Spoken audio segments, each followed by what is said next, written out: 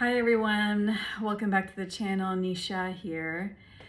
Today I just want to get on here and just have a general talk. Yesterday I had a video already set to go, but I decided to not upload it. Well, it was uploaded for a day and then I put it on private because it's just really long and boring.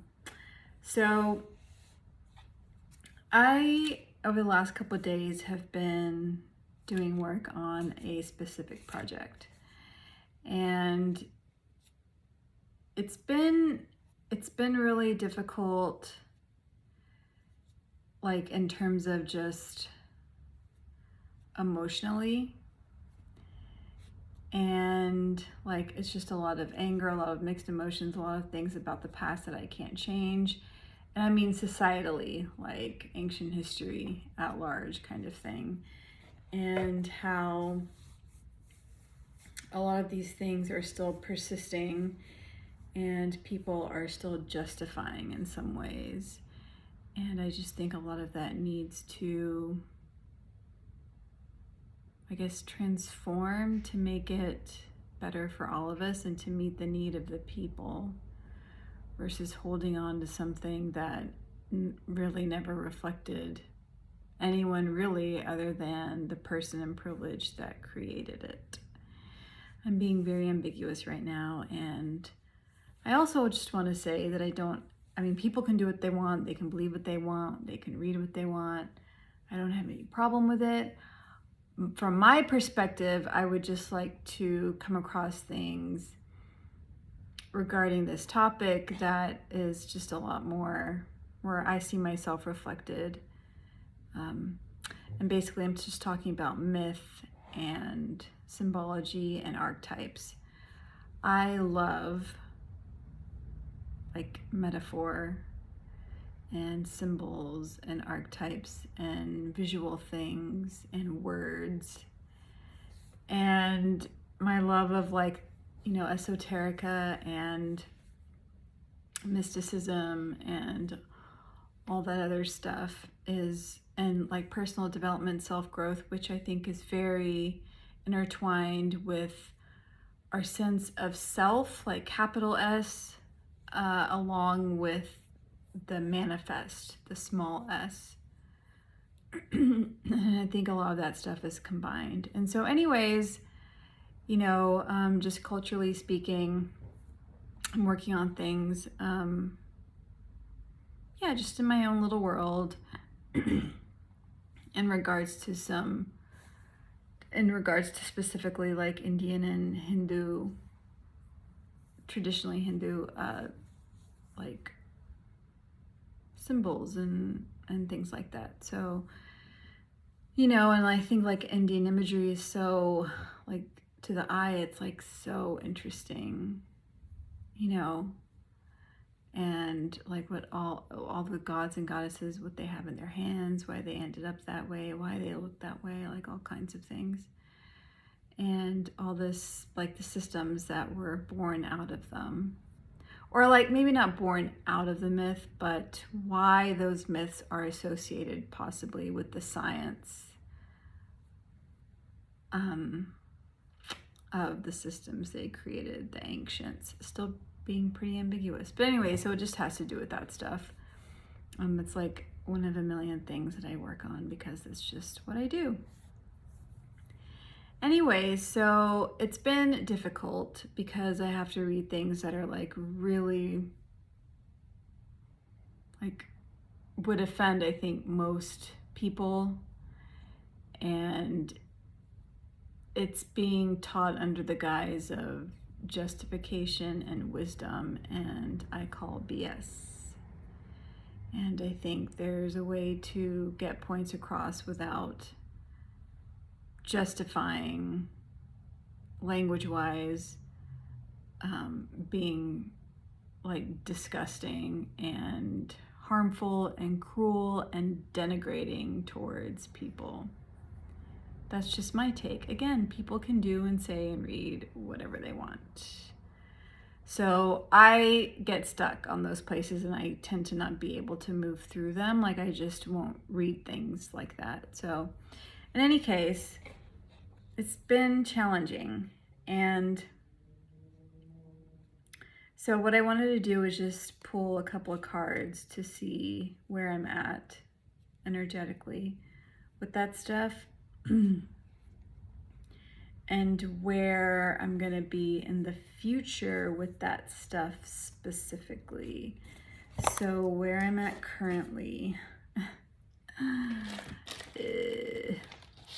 sorry, where I am currently energetically.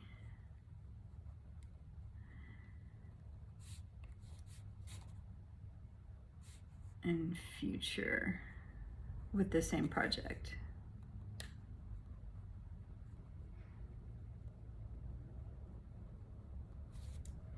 So I'm gonna pull from a tarot deck with that. And then I think I'll pull an oracle because I just wanna I really wanna hone in on career things. And a very wise person said to me when talking about career and money and those things, because I just turned 46, girl. So, you know, all that stuff. I really need to get on the budgeting ball and get out of debt and, you know, settle down, get a house, like that kind of thing. And so, yes. And so she basically said, you know, asking your higher power, asking whom I call God in this instance, for guidance about the situation, and ask God, please reveal the next goddess. Please reveal the next chapter to me. Please open a door. And I really like that invitation because it relaxes me and it helps me think that someone wise and someone who has my back and knows me intimately is helping me come up with my own ideas, is giving me that like intuitive nudge or something. So I don't know, it just makes life a little more magical, which I need in my day-to-day stuff. So for that, I'll pull an oracle card, long story short. And so first, when it comes to this project, because with this project, let me just think about, the current energy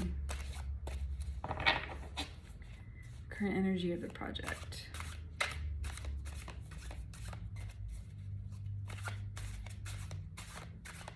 And it's been taking up a lot of brain space, just not because it's hard, but because the possibilities are endless. There's one currently energetically. I guess I should tell you what tarot deck I'm using. It's the Playful Heart Tarot. Kitten Chops by Kitten Chops. And I just remember the way she packaged this is adorable. I think she had stickers and I love the box. It's so good. All things wonderful are readily available is her sticker that she puts on the top. It's so true. I really liked the coloring and the size of the card. This is the back of the card. And so, going back to the current energy of the project. The Two of Wands. Oh my God, I pulled the Two of Wands. Yes. Oh, that was the Two of Swords. I thought I pulled the Two of Wands. Okay, I am still a novice reader, so I'm going to try to first read intuitively, and then I'm going to read from the book that I got like years and years ago. I know I'm going to need the help, so just by looking at this, it's like this character is very open body-wise, which for me is, and they're smiling. So that for me is like a very, like, it's a very, when you feel safe, that's what you do. If the face was different, you know, it could have a different connotation, like more of like a getting ready to fight stance. But in this stance, you know, it seems very welcoming. It's very safe. It seems like she's having a good time. There's a lot of her support friends near her. And those two wands, it's all about action. Like this is very like the hair is very fiery, and the flower buds are fiery. And there's a lot of action and movement here.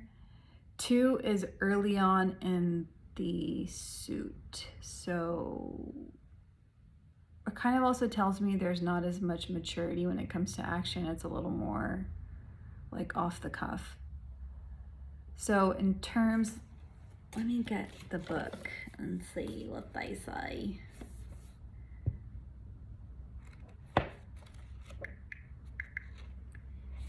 Ding, ding, ding.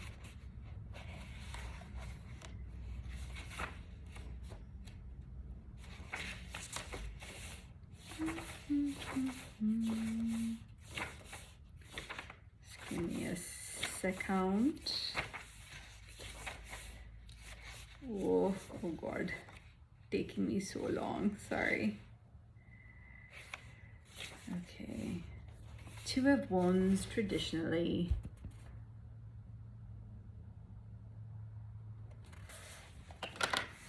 I can see the similarities. This is a bookmark from Lowbrow Misfits, The Haunter. So good. A card of success, even greater than the 3, for here a man stands in a castle and holds the world in his hands. Okay, I'll read it really quick and then connect it. Yet the card does not carry the same contentment. He's bored. Small and weighs the boundaries, supposedly wept after he had conquered the known world because he then could think of nothing else to do with his life. Waits calm messages, though wands left to battle and challenge, who has no real concrete actual accomplishments, so it's been a in comparison.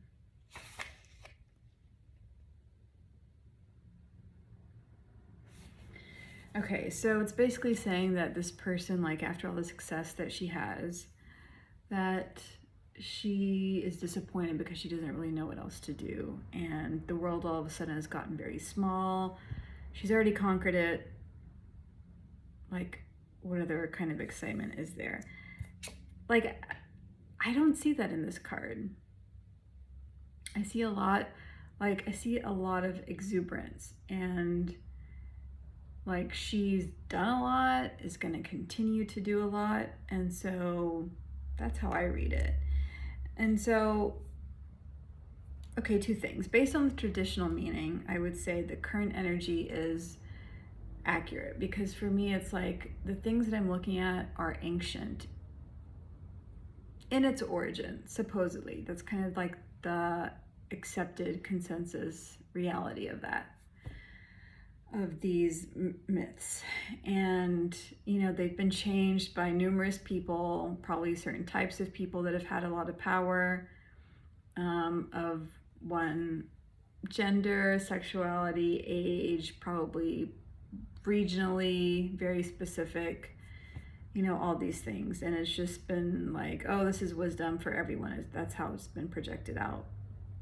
And so in the traditional model, I can see like, okay, there's been a sense of conquering in that it's gotten to our modern times with horrendous language, very, again, violent and just shocking and cruel and demeaning, denigrating, all those things.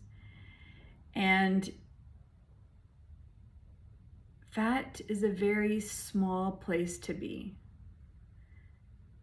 You know, I think instead of having to do somersaults and backbends to try to justify any of this stuff anymore, there could be wisdom in the essence of the story, which is why it's lasted, because I can't see any other reason why it would. And in that way, I see like the myopic view of looking at things after something's been around for so long, right? That's like the largesse of it, the bigness of it. You know, you can tell, but now it's kind of shrunk, like it doesn't really do anything for the individual. And it's really cool that they talk about there's only one person in the card, because there's only, well, maybe not in this one because she has a bunch of friends, but in the traditional one there's only one person, and it can be just a very lonely, like unfulfilling place to be if you continue to look at these things in that old lens that we've all been forced to do. It like really doesn't serve anyone. Now with this card, the current energy to me says that it's like this is an exciting time. Like, yeah, there's like this old kind of thing that was, you know, the message made it through all this time. Something about it still resonates to people. So they're, you know, I love my culture. I love all those things. I love it visually. I love it texturally. I love it audibly, you know, but some of these myths and the symbology, it's just like, how is this wisdom? It's not, wisdom is supposed to be for everyone. This is not at all for everyone. Anyways, I digress. So that's what I would say the original Rider-Waite card of Two of Wands would mean for me, is that it's kind of like, it's small now. Like let's put that away and let's do this. Let's continue to have fire for the wisdom, for the beautifulness of what we all get from the culture and the tradition and the symbology and the words and the visuals. And let's, you know, look at that and see how that wisdom can evolve without using all the horrendous words.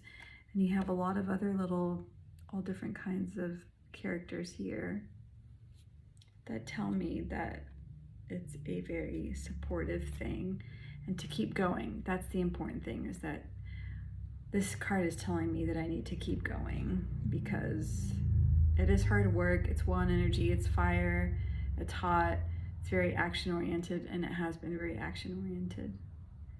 And yeah, to keep going and to just have fun, I think, doing it, like enjoy myself while doing it. I know that because I'm passionate about it, you know, like it's kind of weird, I would say, I feel for myself that it feels weird sometimes to be really passionate about myth and allegory and symbolism and archetypes and what meaning we can get from things and synchronicities in the world, and just our larger selves, like incorporating that with self-development and personal growth. Like, you know, I'm 46, why am I still fascinated by that stuff? And I'm like, you know, and I think it's just because it coincides really well with the endless possibilities of what one person can do, much less more than one, in the best ways possible for ourselves and for other people. And it's what I love. You know, I love things without an answer, and I love that self-growth and discovery along the process of a lot of this stuff.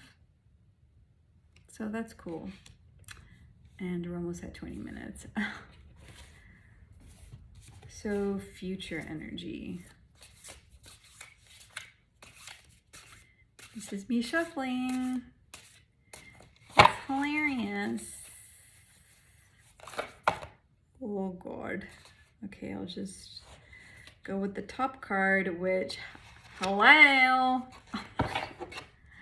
amazing. Justice. Look how hilarious. I think I have that outfit.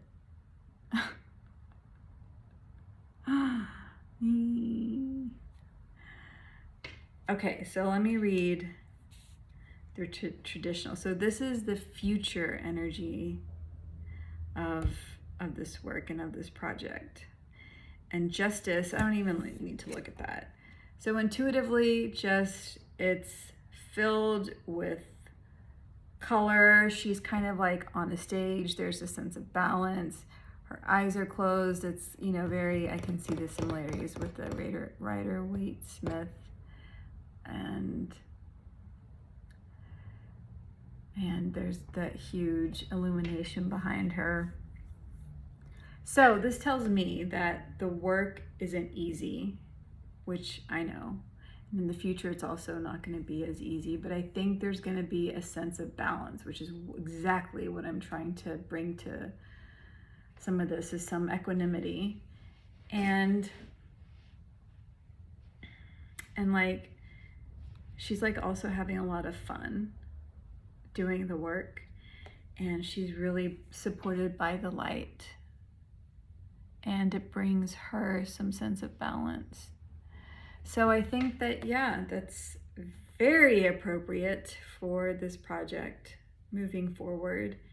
And it's not like overly, you know, like toxically positive or anything like that. It's just kind of, you know, I'm just definitely gonna, you know, one of my goals is for the rest of my life, every single day, find joy. And I know that I forget, and I just mean like I want to enjoy my life, like the work that I do. I want to enjoy it. Like it can be hard. It doesn't mean that I don't expect things to be hard in the work that I do, but I want to choose it consciously because I know I can get joy from it, fulfillment from it. And so that's what I'm trying to do. Yeah. And so that's really cool. So the Two of Wands, current, and Justice, future, which I would say is very appropriate. And I think this is the first time I've used this deck, and I got it like a long time ago, like probably a year ago. And when I brought it out to do this video, it was the first time, like it was still all in order. So Playful Heart Tarot by Kitten Chops. Okay, this is already almost 23 minutes long, but I want to do an oracle pull. And this is also from another indie deck, the Wild Whiskers Spirit Animal Oracle. Excuse me. So, a lot of you probably have seen that. I love these backs. I think these are my favorite by far. Oracle backs definitely, but possibly just deck backs in general. And the cards are amazing, the all black. It's just so good. And so the pull that I want to do here is like, I want some guidance, right? Like I was reading this earlier, like reveal this next chapter to me, please open a door to my higher self, divine guidance, you know? And so I really want, like, I need a hint as to how to formulate my next move. Like, what is this next chapter revealing to me? Like, how do I recognize it? It's not even what's the energy of it, but like, how do I know what to do? Because I have a couple of different ideas, but you know, I am, of course, like most people, like when you make a new move, it's like, I need to make probably 5 or 6 times more than I'm making right now, and also doing the work that's really meaningful and that I love. And I've been doing this work for like years. So I've been like studying a lot of this stuff for years. And so I kind of have an idea of where I want to go, but I don't know if it's,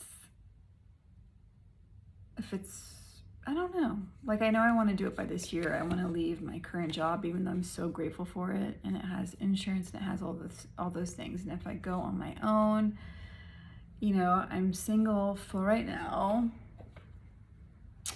And I have to rely on myself financially, of course, like a lot of us do. So it's more money-wise, like what do I need to look for in my pot of ideas that's also highly income generating, that's also meaning for me. So that also hold like work that's meaning for me and that's more aligned with how I want to grow my life over these next 45 years, knock on wood, millions of years. So, I mean, who knows? Who knows what can happen? Just stay in today is what I'm trying to do. And yeah, just try to see. So I might just need to pull a card because this is almost 30 minutes.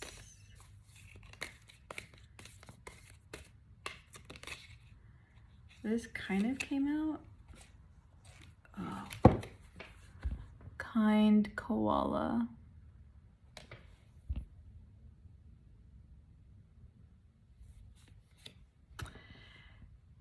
The thing about this deck is that every single animal, it's like alliteration, which I love the cards, I love the art.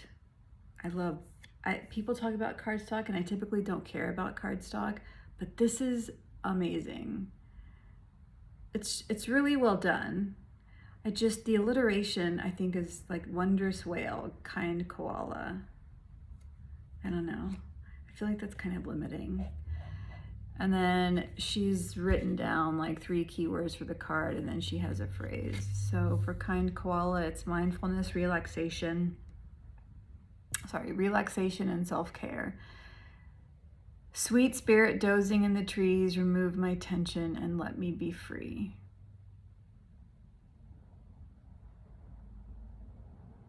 Sweet spirit dozing in the trees, which I guess is the koala, remove my tension and let me be free. Okay, so how I can read this.